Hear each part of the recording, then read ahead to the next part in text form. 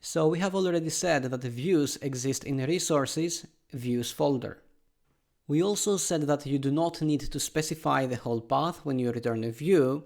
That's because in the view.php file, we return an array. In the paths key, we specify the path to where our views exist. Resources, views. Now in the user's controller, with compact, what we did is to pass the user's array from the controller to the view index. And we can access the data. So if I go to index inside the admin users folder, you can see here that we access the user's array by using a for each loop, which is part of the Blade template engine. Now to print the result or to echo the result, what we did is to say curly brace, 2 exclamation marks, and then 2 exclamation marks again, and a curly brace. Inside here, what we did is to access the key first name of the user array. Now, this is one way of doing this. Another way is to say curly brace, and inside here we can say user first name. So if I save and I go back to the browser, you can now see the name here. The difference between these two is that the second case, this one, is sent through PHP's HTML entities function to prevent XSS attacks. So data in this case is escaped.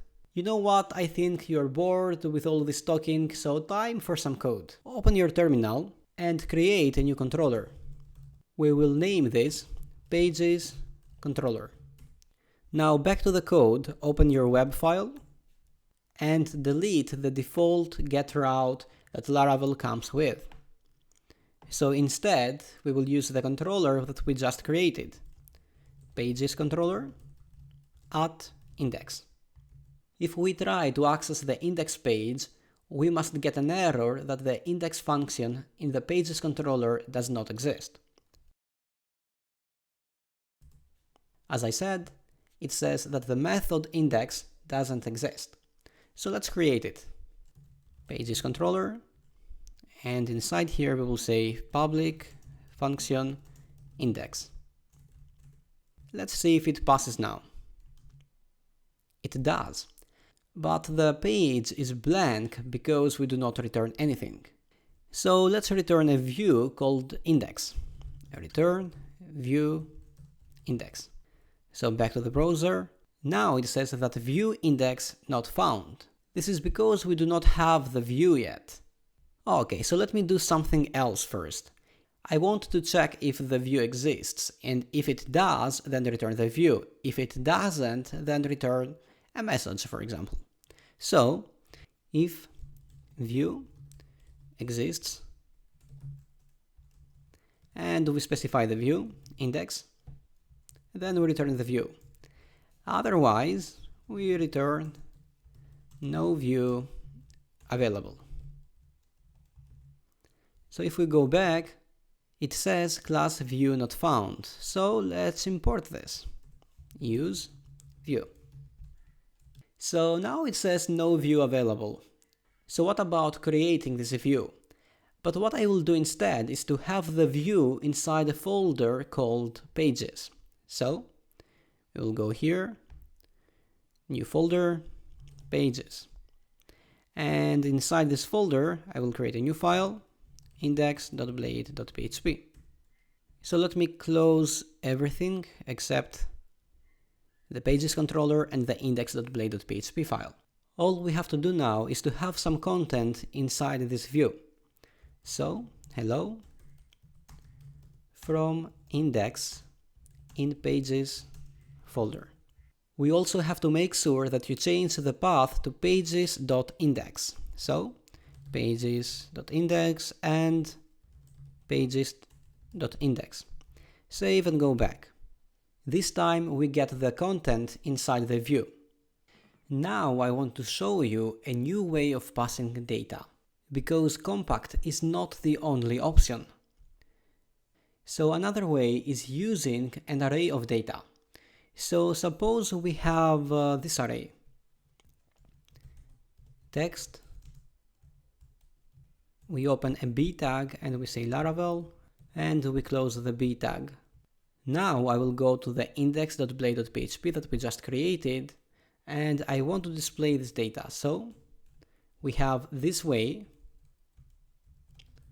text, and we also said that we have a new way now to do this.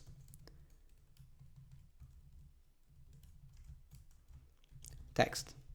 Let's see the result of these two statements.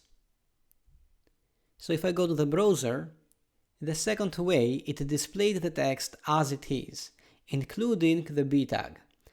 The first case, though, has applied the b tag, the bold style. The first case is more dangerous, but you do not have to worry. If what you are about to print is not important, then there is nothing to worry about. Now let me add something more regarding the second case. A lot of front-end frameworks like Angular use the 4 braces as well. If you don't use Angular or have no idea what I'm talking about right now, don't worry about it. So in order to avoid this conflict, you should add an @ symbol at the front. The @ symbol will be removed by Blade. However, this expression will remain untouched by the Blade engine. This will allow it to instead be rendered by your JavaScript framework. To close this video, I will show you another way to pass data from controller to view. This will be the third and the last case. This time we will pass data using with. I will comment this line and I will replace it with. So return view pages.index with text, and so everything is the same, we just change the way we pass the data. And let me also remove the @ symbol. We get the same result. To pass multiple data, you can have multiple widths. For example, we can go below here and say with name Nicole. I can go back to the index and I want to display the name this time, so name. Reload and we get Nicole. Or we can use an array instead. For example, we can go down here again and say with